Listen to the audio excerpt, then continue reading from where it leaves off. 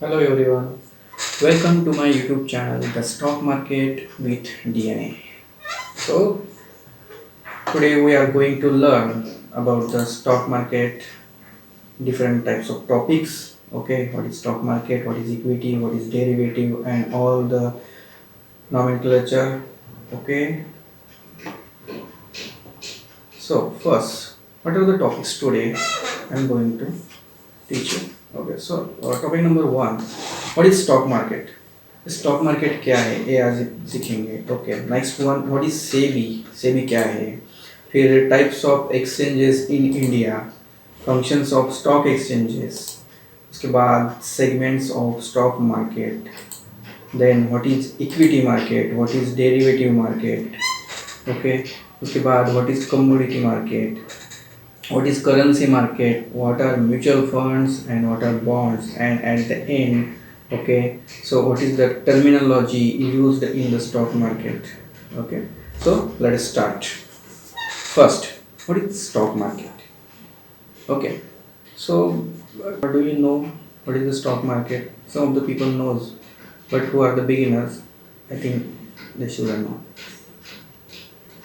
Okay, so what is the stock market. Stock market, इसको हम share market भी कहते हैं. तो ये क्या है, ये ऐसी जगह है जहाँ पे बायर्स और सेलर्स स्टॉक के बीच में लेन देन करते हैं. ओके, और वो क्लेम करते हैं, ओनरशिप क्लेम करते हैं उस सिक्योरिटी के ऊपर. सर ये पहले कैसे होता था. अभी तो हम इलेक्ट्रॉनिक रूप में देख रहे हैं कि हम यहाँ पे बैठे बैठे लैपटॉप पे बैठते हैं. ओके, दूसरी जगह पे दूसरे एंड पे दूसरा कोई आदमी लैपटॉप पे बैठा रहता है. सो में यहाँ से हम बाइंग का ऑर्डर दे देते हैं. ओके, वो एग्जीक्यूट हो जाता है, फिर वो हमारा स्टॉक हमारे अकाउंट में आ जाता है, फिर हमें दिखता है वो, फिर हमको उसको ट्रेल करते हैं, हाँ ये प्रॉफिट में है. ओके, फिर हमको उसको सेल करते हैं तो हो जाएगा. अब ये इलेक्ट्रॉनिक सिस्टम है, लेकिन पहले कैसे होता था ये. पहले होता था ओपन फ्लोर सिस्टम कहते थे उसको. इसमें क्या होता था, सब लोग एक तय किया हुआ जगह पे इकट्ठा होता था. उसके बाद जैसे आपने मूवी देखा है ना वो स्कैम 1992, उसमें कैसा ओपन फ्लोर सिस्टम दिखाया ना, एग्जैक्टली उसी टाइप का था. लेकिन अभी ये उसके बाद से जो हुआ ये इलेक्ट्रॉनिक सिस्टम हो गया, जहाँ पे हम ऑनलाइन घर बैठे या कहाँ पे भी घूमते हुए भी हमारे मोबाइल से, वेब प्लेटफॉर्म से, कहाँ से भी ऑर्डर प्लेस कर सकते हैं, बाइंग और सेलिंग. ओके, सो ये हो गया about the stock market. Okay, लेकिन ये होता कैसे है स्टॉक मार्केट के जो स्टॉक्स के बीच में जो लेन देन है होता किस रूप से है, ये कौन एग्जीक्यूट करता है. ये करते हैं स्टॉक एक्सचेंजेस. ओके, लेकिन उसके पहले हम एक देख लेते हैं एक बार कि सेबी क्या है. हम बार बार ये नाम सुनते आ रहे हैं, SEBI SEBI. What is SEBI. SEBI is a security and exchange board of India. Okay, तो ये करता क्या है एक्चुअली, सेबी का रोल क्या है. ये सेबी का जो ऑर्गेनाइजेशन है इस गठित करने के पीछे एक्चुअली क्या मोटिव है इनका. ओके, तो सेबी क्या करता है, जो इन्वेस्टर का जो इंटरेस्ट है ओके उसको प्रोटेक्ट करता है. जो भी लॉज है ओके उसको मॉनिटर करता है. Development of development and regulate the security exchanges. Okay, उसके बाद और क्या है. Also, SEBI monitors the operations of the market and the organizational structure of the administrative bodies. Okay, तो वो जो भी लॉज वगैरह सेबी ने घटित किए हैं उस टाइम पे उस हिसाब से, यानी कि मैं मान के चलो कि actually SEBI is a auditing body for the all stock exchanges. यानी कि वो सिर्फ यही इंश्योर करता है कि उसने जो लॉ डाल के दिए हैं उसका इम्प्लीमेंटेशन हो रहा है कि नहीं हो रहा है. जो भी डायरेक्शंस और गाइडलाइंस दिए हुए हैं उस हिसाब से ये जो बॉडीज़ है यानी कि एक्सचेंजेस है ये चल रहे हैं कि नहीं चल रहे हैं. ये इसका काम है, security exchange board of India. उसके बाद देखेंगे हम हमारे इंडिया में कितने टाइप के स्टॉक एक्सचेंजेस हैं. ओके, फिर हम देखेंगे स्टॉक एक्सचेंज करता क्या है एक्चुअली, इसकी ज़रूरत क्यों है हमें. ओके, तो someone knows what are the types of exchanges in India today exist. Okay, first yes, National Stock Exchange, Bombay Stock Exchange. Okay, let us know. First one, National Stock Exchange, NSE भी कहते हैं हम इसको. Second आता है Bombay stock exchange, BSE, Bombay stock exchange. Third one is the Calcutta stock exchange, CSE। उसके बाद आएगा एक है इंडिया इंटरनेशनल एक्सचेंज, इसको बोलते हैं हम इंडिया INX।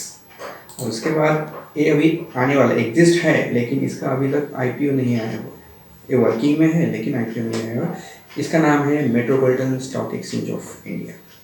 और ये सभी पांचों प्रकार के स्टॉक एक्सचेंजेस हमारे इंडिया में एग्जिस्ट है, इनके द्वारा ही ट्रेडिंग चलता है। यानी कि एक्सचेंज ये जो है वन टाइप का क्लियरिंग हाउस है, जहाँ से जो भी हमारे ट्रेड ऑनलाइन होते हैं ब्रोकर के द्वारा, तो उनके बीच का एक इंटरमीडियरी है ये, जो सब ट्रेड सेटल करता है। जो भी पैसा आया हुआ है, जो भी पैसा जाने वाला है, जो भी शेयर्स रिसीव हुए हैं, सेल हुए हैं, उसका सब हिसाब किताब रखता है और उसको रेगुलेट करता है। तो अभी ये फंक्शन कैसे करता है देख लेते हैं। जैसे कि आपको स्क्रीन पे दिख रहा है कि इन्वेस्टर यानी कि हम लोग तो ऑलरेडी है वहाँ पे, यानी कि एग्जिस्ट है ना यहाँ पे, ओके। लेकिन हमें ट्रेड करना है, ओके। तो ट्रेड करेंगे कैसा? पहला तो ओपन फ्लो सिस्टम था, अभी इलेक्ट्रॉनिक सिस्टम है, करेंगे कैसा? तो स्टॉक एक्सचेंजेस अवेलेबल है, लेकिन ओनली स्टॉक एक्सचेंज होके भी कुछ फायदा है क्या? नहीं है। इन्वेस्टर और स्टॉक एक्सचेंज करेगा क्या? कुछ हमें बाय भी करना है ना, कुछ सेल भी करना है, तो इसके लिए क्या चाहिए? स्टॉक्स चाहिए, सिक्योरिटीज चाहिए, उसको ही बाय करेंगे ना। तो इसके लिए क्या लगेगी? स्टॉक एक्सचेंज के लिए कंपनियां लगेंगी। तो ये लो, ये आ गई कंपनियां, जो कंपनियां लिस्ट होती है एक्सचेंजेस पर, ओके। और एक कंपनी एक्चुअली करती क्या है, ये शेयर होता क्या है, इससे पहले हम ये बदलते हैं। ये शेयर होता क्या है? Share is a part of a stock, that means, okay. तो क्या करते हैं हम उस पर कि जो भी कंपनी का हम शेयर परचेस करते हैं, तो वो उतने अमाउंट का, उतने परसेंटेज का हम ओनरशिप यूज करते हैं वहाँ पे, कहाँ पे? उस कंपनी में। और कंपनियां ये शेयर क्यों बेचती है? शेयर इसलिए बेचती है क्योंकि वो बेचे हुए शेयर से जो पैसा इकट्ठा करेगी वो उसका बिजनेस ग्रो करने में लगाएगी। और उसका बिजनेस एक बार ग्रो हो गया उसके बाद जो उसका जो प्रॉफिट आता है, तो वो प्रॉफिट ये कंपनियां सभी इन्वेस्टर्स को समान डिस्ट्रीब्यूट करती है, उसको हम बोलते हैं प्रॉफिट। और वो डिविडेंड के रूप में हो सकता है, अगर शेयर का प्राइस बढ़ गया तो शेयर्स के बढ़े हुए प्राइस के हिसाब से हमें मिलेगा, ओके। उसके बाद एक कंपनी आ गई, एक्सचेंज आ गया, अभी इन्वेस्टर भी यहाँ पे है। तो अभी क्या चाहिए? अभी क्या चाहिए हमें? तो अभी एक्चुअली ब्रोकर की ज़रूरत है। अभी ब्रोकर भी आ गया, तो अभी क्या करेंगे? हमें अभी इन्वेस्टर इस साइड पे है, लिस्टेड कंपनियाँ भी है, अभी ये बाय करना है, ओके। अभी बाइंग सेलिंग शुरू हो गया, तो क्या करेंगे? इन्वेस्टर पहले बाय करेगा, ऑर्डर प्लेस करेगा, ब्रोकर के पास जाएगा, फिर ब्रोकर आगे फॉरवर्ड करेगा स्टॉक एक्सचेंजेस को, फिर स्टॉक एक्सचेंज क्या करेगा? उसके बाद प्रोसेस करके कंपनी का स्टॉक ऑर्डर मैच करेगा। जो भी ऑर्डर आया हुआ है बाइंग के लिए, अरे इतना ऑर्डर है, इस प्राइस पे है, इतना इतना क्वांटिटी है, ये ऑर्डर मैच करेगा, फिर आपका ऑर्डर एग्जीक्यूट हो के एक्सचेंजेस के पास से फिर ब्रोकर को, और ब्रोकर से आपको ये शेयर मिल गया। आपको सेम प्रोसेस चलता रहता है बाइंग और सेलिंग में भी। अभी बताने के लिए मैंने इतना दे दिया। आप सोच रहे होंगे अरे नहीं अभी इतना टाइम लगेगा, इन्वेस्टर से ब्रोकर को जाएगा, ब्रोकर से एक्सचेंज, एक्सचेंज से फिर कंपनी, फिर एक्सचेंज, फिर ब्रोकर और फिर इन्वेस्टर के खाते में शेयर्स आ गए। बोलने में इतना देर लगता है, लेकिन जब हमारी पलकें झपकती है ना, उससे भी कम टाइम में ये प्रोसेस हो जाता है electronically with one button, okay. So move to the next one, segments of a stock market, okay. तो स्टॉक मार्केट के सेगमेंट्स कौन कौन से हैं? पहला आ गया equity, second one is the commodity, third one is the derivative. लेकिन डेरिवेटिव के भी दो प्रकार है, उसमें आ गया फ्यूचर्स हो गया, ऑप्शंस हो गया। उसके बाद आता है करेंसी मार्केट, ओके। करेंसी के बाद आ गया म्यूचुअल फंड, म्यूचुअल के फंड आ गया बॉन्ड्स। ये हो गए segments of the stock market. अभी हम इन सभी सेगमेंट्स को स्टेप बाय स्टेप ब्रीफ में पढ़ेंगे, और लास्ट में ये जो इक्विटी, कमोडिटी, डेरिवेटिव्स क्या होता है, फ्यूचर एंड ऑप्शंस, इसके ऊपर हम ज़्यादा फोकस करने वाले हैं आने वाले 2-4 सेशंस में। ओके, और ये म्यूचुअल फंड और ये जो बॉन्ड्स है इनके लिए मैं अलग से लेक्चर बनाऊंगा, because these are the long term investment. Okay, so now today we are going to learn about the intraday trades. Okay, so what are the equities? ये इक्विटीज क्या होता है? Someone knows? ओके, इक्विटी जैसे मैंने आपको बताया कि ये कंपनी का कैपिटल होता है और वो 2 प्रकार में होता है। Okay, equity is amount of capital owned by a company. Okay, तो इक्विटी में हम इन्वेस्ट करते हैं, यानी कि कंपनी के कैपिटल में हम some amount of percentage buy करते हैं for a specific period of a time. उसमें अभी 2 टाइप है।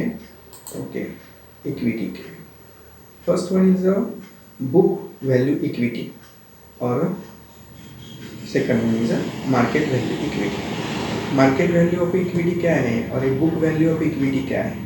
ओके, ये बुक वैल्यू ऑफ इक्विटी ये होता है कि जो भी कंपनी का एसेट है टोटल सब मिला के उससे हम क्या माइनस करेंगे, कंपनी का लायबिलिटीज पूरा माइनस करेंगे। लायबिलिटीज में क्या आता है कि कैपिटल लीजेस हो गया, फिर फिक्स्ड फाइनेंशियल कमिटमेंट्स हो गया, या ऑल अदर वेजेस एक्सपेंडिचर्स जो भी है वो सब माइनस करके जो भी कंपनी के पास बचता है वो कंपनी का बुक वैल्यू रहता है। Okay, next point is the market value of equity. ये मार्केट वैल्यू इक्विटी कैसे निकालते हैं? तो जो भी उस कंपनी का शेयर प्राइस है उसको मल्टीप्लाई करेंगे हम किससे, कंपनी का जो आउटस्टैंडिंग शेयर्स बचा हुआ रहता है उसको कंपनी के करंट शेयर प्राइस से मल्टीप्लाई करने के बाद उस कंपनी के इक्विटी का मार्केट वैल्यू निकल के आता है। ओके, और जब हम ये बाय करते हैं स्टॉक मार्केट में एक्सचेंजेस के ऊपर, एनएसई और बीएसई के ऊपर, तो उसमें क्या होता है, जब हम इक्विटी बाय करते हैं तो कैश में बाय करते हैं हम। ओके, तो बाय तो हो गया, उसी दिन में अगर आपने सेल कर दिया तो आपको तो सेटलमेंट पीरियड नहीं लगता है, उसी दिन में अकाउंट में आपका प्रॉफिट का पैसा आ जाता है। लेकिन अगर आपने वो कैरी फॉरवर्ड कर दिया, कैश एंड कैरी कर दिया दूसरे दिन के लिए, यानी कि डिलीवरी ले लिया आपने, तो बाद में अगर आप बेचोगे तो सेटलमेंट के लिए T+2 का टाइम लेता है। T+2, what is T+2? T means traded debt plus next 2 days. Suppose मान के चलो कि मंडे को हमने ट्रेड लिया है, खरीदा है या बेचा है, तो ट्यूसडे और वेडनेसडे ये 2 दिनों में बाय हुआ अगर, तो 2 दिनों में शेयर आपके अकाउंट में आना ही चाहिए। अगर बेचा होगा तो 2 दिन में पैसा आपके अकाउंट में आना चाहिए। फिर इक्विटी के लिए रूल्स कौन से हैं? इक्विटी में सक्सेस होने के लिए रूल्स कौन से हैं? इक्विटी में हम क्या करते हैं actually?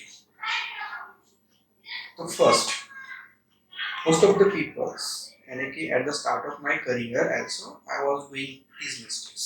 Okay. So first one is the do not give in to the pressure of herd behavior. Okay. ये होता क्या है? herd behavior ये होता क्या है? क्या करते हैं हम? किसी फाइनेंशियल एडवाइजर से एडवाइस लेने की वजह हम हमारे सराउंडिंग्स में जो भी लोग होते हैं जिनको नॉलेज होता है, नहीं होता है, कम होता है, लेकिन वो स्पेकुलेशंस के ऊपर, स्पेकुलेशंस मीन्स कौन सा, विदाउट स्टडी वाला स्पेकुलेशन, उसके ऊपर भरोसा रख के सोच के बिना सोचे हम वो शेयर या कुछ भी बाय करते हैं, इन्वेस्टमेंट करते हैं, वो नहीं करना है हमें। नेक्स्ट वन, इक्विटी में अगर आपको इन्वेस्टमेंट करना है तो लॉन्ग टर्म की नजरिया रखिए। ओके, आपको ये पैसा कमा के लेके जाएगा। Third one, refrain from speculating. Okay, तो इसका मतलब क्या है, स्पेकुलेशंस क्या है? जैसे मैंने आपको फर्स्ट टाइम बताया स्टार्ट में, स्पेकुलेशंस क्या है? अरे हमारा ये फ्रेंड है, हम इधर गए घूमने को, हम चाय वाय पी रहे हैं, तो ऐसे ही अरे आज यार मार्केट गिर गया, बहुत गिर गया, थोड़ा शेयर्स उठाना चाहिए ना, ऐसे थोड़ी होता है।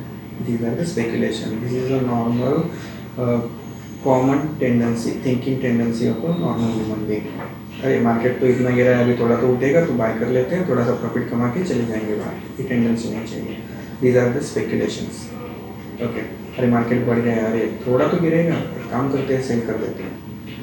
लेकिन मोस्टली सेल के बारे में कोई सोचता नहीं है। बढ़ा है तो और लेगा, और गिरा है तो भी लेगा, तो बेचेगा कब? मार्केट तो ऐसे होता ही नहीं, ऊपर नीचे तो होता है, क्रस्ट एंड टॉप तो आते रहते हैं। Fourth one, diversification of risk fund. Means मान के चलो मोस्ट ऑफ द पीपल्स करते क्या है, और डाइवर्सिफिकेशन क्यों ज़रूरी है। अभी सपोज हमारे पास सपोज 1,00,000 है किसी के पास, ओके, अभी ये मार्केट में हमें करना है, लेकिन हम तो देख रहे हैं अरे यार अभी ये सेगमेंट तो बहुत अच्छा चल रहा है, अभी फार्मा सेगमेंट बहुत अच्छा है, फार्मा सेगमेंट में ही पूरा 1,00,000 लगा दिया। लेकिन अगर किस वजह से वो कंपनी या वो स्टॉक एक ठराविक फॉर कॉन्स्टेंट पीरियड और for specific period of time अगर वो नीचे आ जाता है, या वो वहाँ पे साइड अगर मूव करता है, तो आपका पैसा तो पूरा वहाँ पे फंस गया, राइट।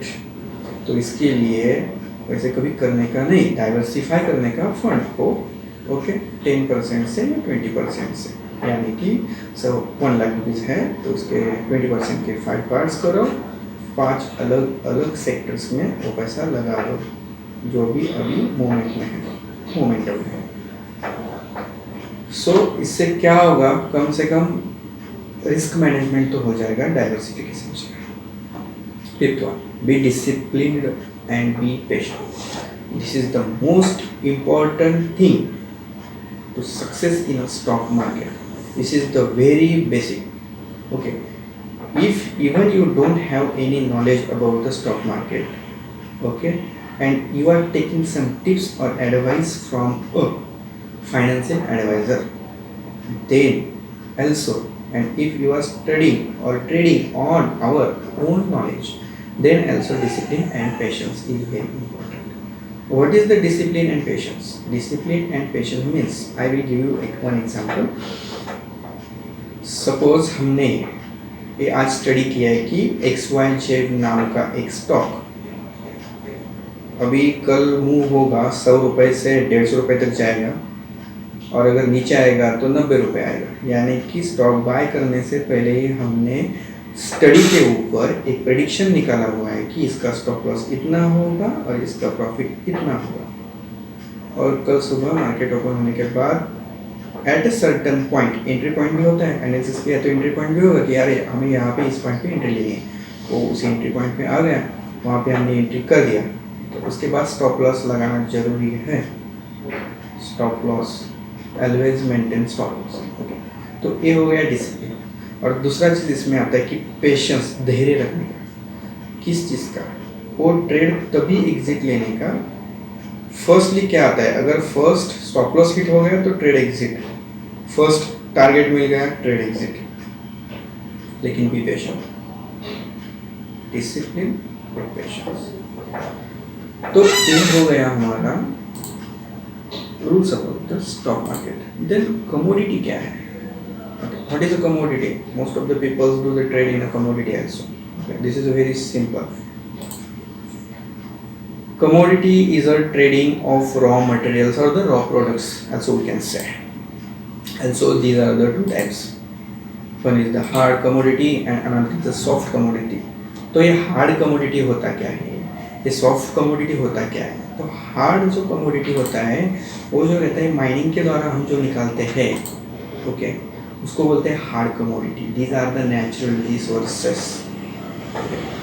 सेकंड वन क्या होगा उसमें, अभी नेचुरल रिसोर्सेस में कौन सा आते हैं पहले देख लेते हैं। उसमें गोल्ड आएगा, सिल्वर आएगा, ऑयल आएगा, गैस आएगा, एटसेट्रा एटसेट्रा। जो भी जितने सारे अभी एमसीएक्स के ऊपर आप देख रहे हो कमोडिटीज़ के अंडर में जो ट्रेड करने के निकेल वगैरह जो सब मेटल्स भी हैं, वो सब नेचुरल रिसोर्सेज है which are obtained from the mining. Then एक सॉफ्ट कम्युनिटी में आता है क्या, सॉफ्ट कम्युनिटी में आएगा सब एग्रीकल्चरल प्रोडक्ट्स। अभी एग्रीकल्चरल प्रोडक्ट्स में क्या आता है, अभी उसमें व्हीट हो गया, कॉर्न हो गया, फिर उसके बाद कॉफ़ी हो गया, सोयाबीन हो गया, शुगर हो गया, ये सब एग्रीकल्चरल प्रोडक्ट्स में आते हैं। तो ये हो गया कमोडिटी। एक ब्रीफ है सिर्फ इसका, ये एक्चुअली होता क्या है, ये जो टर्म हम सुनते हैं ना, ये इक्विटी क्या है, ये डेरिवेटिव, फ्यूचर है, ऑप्शन है, कमोडिटी है, करेंसी है, ये सबको ब्रीफ दे रहे हो कि एक्चुअली ये नाम के पीछे क्या छिपा हुआ है, कि इसका मतलब क्या होता है, फिर इसको कैसे ट्रेड करना है, इसके ऊपर डिटेल में मैं आपको बताते जाऊँगा हर एक लेक्चर में। Okay, so don't worry about it. Next one is the derivatives. Derivatives क्या है? डेरिवेटिव्स किसे बोलते हैं? These are the contracts. Okay, these are the financial instruments. एक कॉन्ट्रैक्ट रहता है फ्यूचर का और ऑप्शन का, और इसमें होता क्या है, एक लिमिटेड पीरियड रहता है इसको। जैसे कि सपोज अभी जैसे हमने इक्विटी देखा, इक्विटी में क्या होता क्या है इक्विटी में, कि XYZ कंपनी का शेयर है, उसका प्राइस चल रहा है अभी कितना, 100 रुपये, हमारे वॉलेट में भी कितना 100 रुपये है, तो हम एक शेयर परचेस कर सकते हैं, ये होता है इक्विटी में। और उसका रख सकते हो आप उसको लाइफ टाइम के लिए। ओके, उसको कोई एक्सपायरी डेट नहीं होता है। लेकिन इसमें 1 मंथ का कॉन्ट्रैक्ट रहता है, फ्यूचर में भी और ऑप्शन में भी। ओके, इसमें होता क्या है ये भी देखो। इसमें 2 टाइप्स है डेरिवेटिव्स में, एक एक्सचेंज ट्रेडेड डेरिवेटिव है और दूसरा OTC means over the counter derivatives. Over the counter derivatives mostly corporate में, कॉर्पोरेट सेक्टर में चलता है, तो हेज फंड, बड़ा कंपनी वगैरह उसको यूज़ करता है। हम देखेंगे जो हमें इम्पोर्टेंट है, फ्यूचर ऑप्शन कॉन्ट्रैक्ट्स। अभी ये future and option contracts use कैसे करते हैं, अलग अलग टाइप है इसके। हेज ट्रेडर जो रहते हैं ये इसको यूज़ करेंगे, फिर डायरेक्शनल ट्रेडर्स रहते हैं वो भी यूज़ करेंगे, और आर्बिट्रेज पोजीशंस वाले भी यूज़ करेंगे। अब ये होता क्या है, हेज मीन्स क्या, हेजिंग ये क्या है। सपोज मान के चलो कि एक्स कंपनी, एक्स नाम का एक कंपनी है, उसके हम इक्विटी के 1 लाख शेयर्स परचेस किए हैं, सॉरी 1 लाख अमाउंट के 1000 शेयर्स परचेस किए हैं at a price of 100 rupees per share. लेकिन वो भी नीचे जा रहा है, लेकिन उसको हम बेच भी नहीं सकते, तो उसका नीचे का जो है खुला हुआ पूरा ओपन, जहाँ पे रिस्क फैक्टर जो है उसको हम कवर करने के लिए क्या करेंगे, तो हम उसको ऑप्शन से या फ्यूचर से हेज करेंगे। मीन्स 1000 शेयर्स हैं हमारे, तो 1000 शेयर्स हम इसमें बेचेंगे, यानी कि इसका लॉट साइज फिक्स रहेगा डेरिवेटिव का। अगर 500 का लॉट साइज है तो हम 2 कॉन्ट्रैक्ट्स बेच देंगे उसमें। ओके, तो इससे होगा क्या, जो इक्विटी में आपने 1 लाख का आपका पोर्टफोलियो है, अगर वो 10 रुपये नीचे आ जाता है, और ये वहाँ पे हम बेच नहीं सकते ना वहाँ, यानी कि पहला अगर नहीं हो हमारे पास इक्विटी में कुछ शेयर्स, तो उसको हम डायरेक्टली जीरो होते हुए बेच नहीं सकते, पहले हमको लेना पड़ता है फिर बेचना पड़ता है। ओके, सो अभी क्या होगा यहाँ पे, तो फ्यूचर और ऑप्शंस में हम पहले बेच भी सकते हैं, और फिर अगर नीचे आने के बाद उसको बाय करके हम प्रॉफिट कमा सकते हैं। ये डेरिवेटिव का बेनिफिट है, तो इसको हम हेज करेंगे, उस इक्विटी को हेज करेंगे हम यहाँ पे फ्यूचर या ऑप्शन से। इससे क्या हो जाएगा, हमारा रिस्क कवर हो जाएगा। और फिर आता है आर्बिट्रेज। ये आर्बिट्रेज होता क्या है, arbitrage means the price difference between the 2 exchanges for the same stock. Means x नाम का जो स्टॉक है तो NSE के भी ऊपर है लिस्टेड, BSE की भी ऊपर लिस्टेड है, लेकिन NSE का जो प्राइस रहता है एक्स कंपनी का 100 रुपीज़ 10 पैसा, और उसी स्टॉक का BSE के ऊपर अमाउंट है 100 रुपीज़, यानी कि ये हो गया 10 पैसे का फर्क। तो इसका जो बेनिफिट लेके फ़ायदा कमाना चाहते हैं वो लोग करेंगे arbitrage. Next one, move to the next one. अभी ये आ गया टर्मिनोलॉजी। स्टॉक मार्केट का जितना भी टर्मिनोलॉजी है मैं आपको बताऊंगा। पहला ही शेयर नाम सुना है, तो शेयर क्या होता है, जैसे मैंने आपको पहले बताया, this is a part of a stock, part of a stock of a certain company और specific company which you want to buy. Okay, और ये यूनिट में रहता है। Second, ask price. Ask price क्या होता है और बिड प्राइस क्या होता है, तो बहुत सारे लोग इसमें बहुत बार कंफ्यूज हो जाते हैं, क्योंकि हम तो मोस्ट ऑफ द टाइम सुनते हैं buying price, selling price like that. लेकिन हमारे ट्रेडिंग प्लेटफॉर्म पे जो भी आप लैपटॉप पे कर रहे हो या मोबाइल पे कर रहे हो या वेब प्लेटफॉर्म पे कर रहे हो, आपको ये हमेशा दिखाई देगा। जब आप डिटेल्स में जाओगे स्टॉक के ऊपर क्लिक करके, ये ask price, bid quantity, asking quantity like this. तो ये आस्क प्राइस होता क्या है? आस्क प्राइस ये प्राइस होता है कि ये सबसे कम यानी कि lowest price at which the seller will accept the security.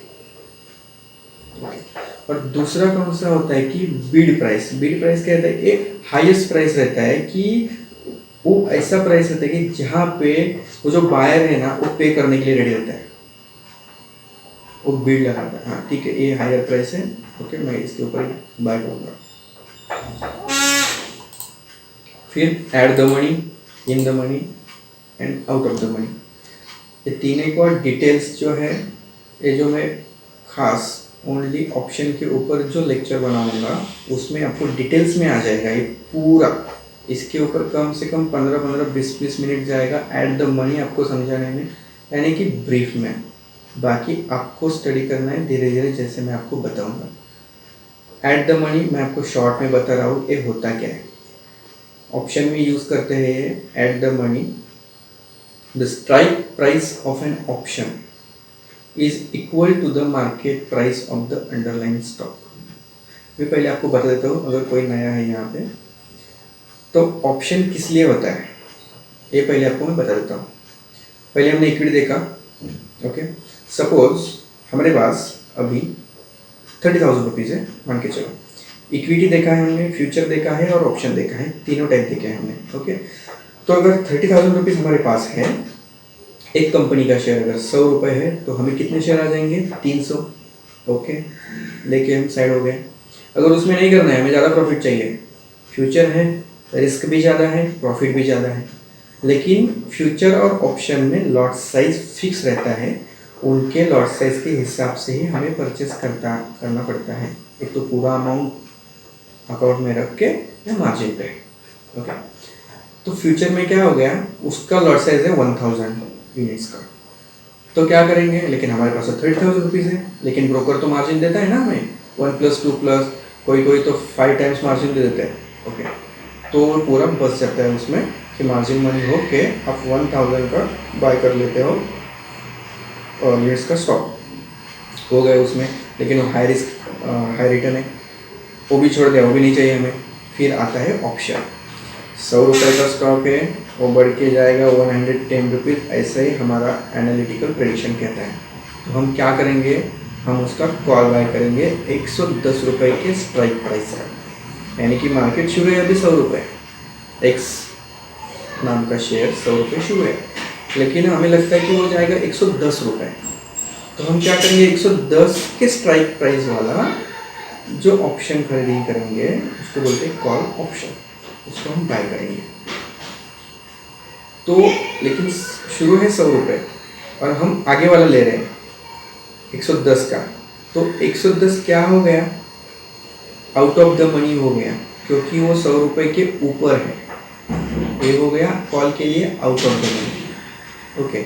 लेकिन वो अगर नीचे जाने वाला है तो हम पुट ऑप्शन बाय कर सकते हैं ना, तो 100 रुपये के नीचे है ना, 90 रुपीज़ का स्ट्राइक प्राइस ले रहे हैं हम, तो 100 के नीचे है, तो वो हो गया कॉल का इन द मनी कॉल, 90 रुपये का इन द मनी। फिर हम क्या करेंगे, अगर 100 रुपये के लिए हमने 100 रुपये के स्ट्राइक प्राइस का ही अगर ऑप्शन खरीद कर लिया तो वो हो गया एट द मनी, सिंपल सा चीज़ है।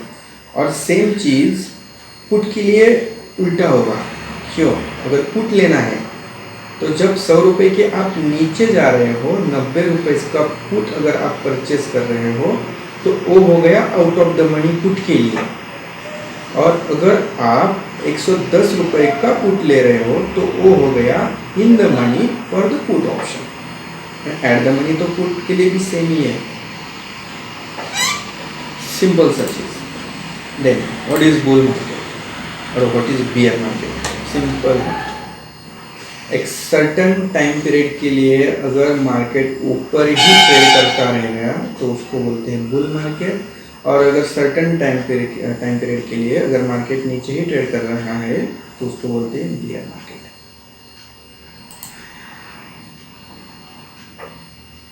अभी हो गया ओपन प्राइस और क्लोज प्राइस। अब ये सिंपल सा चीज़ है। ओपन प्राइस होता है क्या है कि जब मार्केट ओपन होता है 9:15 को, ओके, उसके पहले भी 15 मिनट्स मार्केट का ट्रेडिंग चलता रहता है। सो जो भी डेज का मार्केट ओपन होते ही जो पहला ओपनिंग टिक होगा, जो प्राइस होगा, उस स्टॉक का हो गया वो ओपन प्राइस। और जब मार्केट क्लोज होता है वो जो लास्ट का उसका टिक रहता है, लास्ट का ऑर्डर रहता है ट्रेडेड, वो रहेगा उसका क्लोजर प्राइस। फिर next one, what is beta, what is delta. Okay, ये कहाँ पे देखा है हमने, जब हम ट्रेड करते हैं ऐप में या इसमें, तो जो डिटेल्स में आप जब जाओगे स्टॉक के तब आएगा ये बीटा और डेल्टा। बीटा और डेल्टा तो हम देख लेते हैं। बीटा, बीटा क्या है? बीटा ये वॉलेटिलिटी मेजर करने का इंस्ट्रूमेंट है। ए varies between 0 to 1। Okay, if it is greater than 1, market volatility is high and market is risky, or that stock is risky as compared to market. Then delta, delta is the क्या रहता है, वो price change रहता है, it is a risk metric. Okay, और एक beta का और एक चीज़, ये 0 to 1 और डेल्टा का भी वैसे ही है, 0 to 1। Okay, next one, one side market क्या होता है? वन साइड मार्केट ये होता है कि आपने कभी ये टर्म सुना है क्या? कौन सा? अपर सर्किट लग गया, लोअर सर्किट लग गया। Exactly, this belong to one side market. Means जब बायर ही बायर हो जाते हैं, मोस्टली क्या होता है कि बायर और सेलर रहते हैं, थोड़ा सा क्वांटिटी ऊपर नीचे लेते हैं, लेकिन दोनों साइमल्टेनियसली एग्जिस्ट करते हैं उस स्टॉक में, वो नॉर्मल ये रहता है कंडीशन। लेकिन जब सेलर ही जीरो हो और सिर्फ बायर ही बायर है तो लग गया अपर सर्किट, हो गया one side market, no seller exist. उसके उल्टा ओनली सेलर ही सेलर है, नो बायर, लग गया lower circuit. So one side market. Then spread, spread क्या होता है? सिंपल सा चीज़ है, कोई स्टॉक बाय करने के लिए जब आप उस स्टॉक के ऊपर क्लिक करते हो तो आपको दो प्राइस दिखता है, एक बाइंग प्राइस और एक सेलिंग प्राइस।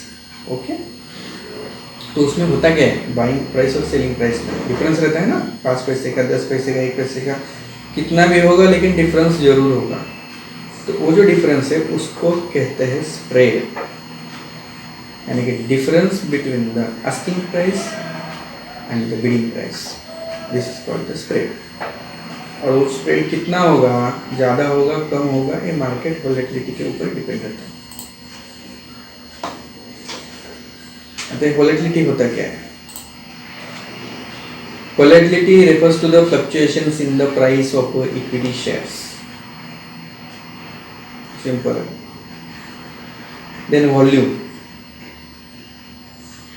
वॉल्यूम होता क्या है कि आज के दिन में कितना ट्रेड हुआ है, total number of stocks trade हुए हैं एक पर्टिकुलर टाइम में, मीन्स मोस्टली डे में, तो वो वॉल्यूम दर्शाता है मार्केट वॉल्यूम के लिए। और दूसरा रहता है स्टॉक वॉल्यूम। स्टॉक वॉल्यूम का ये है कि एक्चुअली सपोज 5 मिनट का वॉल्यूम कैंडल ले लिया हमने, तो 5 मिनट में कितना ट्रेड हुआ है, फिर अगले कैंडल में, फिर अगले कैंडल में, स्पेसिफिक टाइम पीरियड के लिए उस स्टॉक में कितना वॉल्यूम ट्रेड हुआ है, यानी कि कितने कॉन्ट्रैक्ट्स या कितने शेयर्स या स्टॉक्स ट्रेड हुए। देन आता है डिविडेंड। डिविडेंड तो मैंने आपको पहले बताया कि जैसे कंपनी आपको शेयर देता है तो आपका उसमें पार्शियल पार्टनरशिप बन जाता है। जब कंपनी नया बिजनेस, वो फंड को लेकर नया बिजनेस स्टार्ट करता है, उसमें उसको प्रॉफिट हो जाता है, तो प्रॉफिट का आपको कुछ अमाउंट सब शेयर होल्डर्स में बांट देते हैं, उसको बोलते हैं dividend. Okay, the dividends are not fixed. Then blue chip stocks. Blue chip stocks तो हम बहुत सारे देखते हैं, वो इसका मतलब ये है कि these are the equity shares of the companies who are well established and financially stable. फिर sideway market. Okay, sideway market होता क्या है? पहले हमने कौन सा देखा, बुल मार्केट और बियर मार्केट। उसमें क्या सुना हमने कि बुल मार्केट मीन्स मार्केट एक सर्टेन टाइम पीरियड के लिए ऊपर जाता है या सर्टेन टाइम पीरियड के लिए नीचे जाता है, हो गया बुल बियर। लेकिन जब मार्केट ना ऊपर जाएगा ना नीचे जाएगा, एक सीमित दायरे में वो अगर ट्रेड करेगा, यानी कि certain at a certain price, pattern में अगर वो मूव करेगा उसी पैटर्न में, तो हो गया वो सेकंड मार्केट। फिर call option, put option. Okay, एक कॉल ऑप्शन क्या होता है और एक पुट ऑप्शन क्या होता है। जैसे हम कैश में अगर हमने शेयर इक्विटी में बाय कर लिया, राइट, तो हमारे अकाउंट में आ जाता है, उसके ऊपर हमारा राइट भी रहता है, कब बेचना है ये भी हम डिसाइड कर सकते हैं और सभी चीज़ें इसमें ही रहती है। फ्यूचर में भी वैसे रहते हैं। लेकिन कॉल ऑप्शन में क्या होता है, कॉल ऑप्शन हमें राइट देता है बाइंग का, बट हमें ऑब्लिगेशन नहीं मिलता है उस चीज़ का कि to buy that stock. Means in simple भाषा में हम उस स्टॉक को एक्सरसाइज यानी कि बाय कर सकते हैं, ट्रेड कर सकते हैं उसको, लेकिन उसका स्टॉक बाय नहीं कर सकते। यानी कि एक्स कंपनी का अगर आपने कॉल ऑप्शन लिया है तो उसके ऊपर ट्रेड कर सकते हैं, लेकिन उसका स्टॉक में आपका कोई अधिकार नहीं होगा। Okay, it gives the option buyer right but not the obligation to buy the underline stock. ये हो गया कॉल ऑप्शन में। पुट ऑप्शन में क्या होता है, पुट ऑप्शन में भी सेम होता है। The put option gives the option buyer the right but not the obligation to sell that underline stock. So this is all about the stock market के types, segments और इसके बारे में। अभी हम नेक्स्ट लेक्चर में क्या करेंगे, नेक्स्ट लेक्चर में इक्विटी और कमोडिटी और डेरिवेटिव के बारे में बात करेंगे। उसमें हम क्या क्या बताएंगे कि जितने भी चार्ट टाइप्स है, यानी कि चार्ट टाइप्स में कौन सा हो गया, up flag, down flag, head and shoulder pattern, inverted head and shoulder pattern, all this type हम देखेंगे। फिर उसके बाद कैंडल स्टिक रीड कैसे करना है, क्योंकि कैंडल स्टिक में भी बहुत सारे टाइप्स है उसमें, जैसे कि morning star, evening star, hammer, inverted hammer, बहुत सारे हैं, वो भी बताऊंगा मैं आपको। फिर चार्ट रीड कैसे करना है। ओके, फिर चार्ट रीड करने के लिए हमको क्या क्या चीज़ों की ज़रूरत है, इंडिकेटर्स को देखना पड़ेगा, कौन से इंडिकेटर्स है उसमें। एमएसडी हो गया यानी कि मूविंग एवरेजेस हो गया, फिर आरएसआई फैक्टर हो गया, ऑसिलेटर्स कौन से है, स्टोकेस्टिक जैसे, और बहुत सारे उसमें जो भी इम्पोर्टेंट है वो सब मैं आपको बताऊंगा। फिर वॉल्यूम को कैसे रीड करना है। ओके, उसके बाद और जो भी ऑप्शंस, कॉल ऑप्शंस के बारे में, पुट ऑप्शंस के बारे में, कॉल शॉर्ट करना क्या होता है, पुट शॉर्ट करना क्या होता है, और उसके स्ट्रैटेजीज, ये अभी नेक्स्ट हर एक लेक्चर में आपको देते जाऊंगा। ओके, और आप मत भूलिए, अगर आपको अच्छा लगा मेरा वीडियोस तो आप इसको सब्सक्राइब जरूर करें और लाइक भी जरूर करें, और हो सके तो आप इसको शेयर भी करें। Okay, thank you.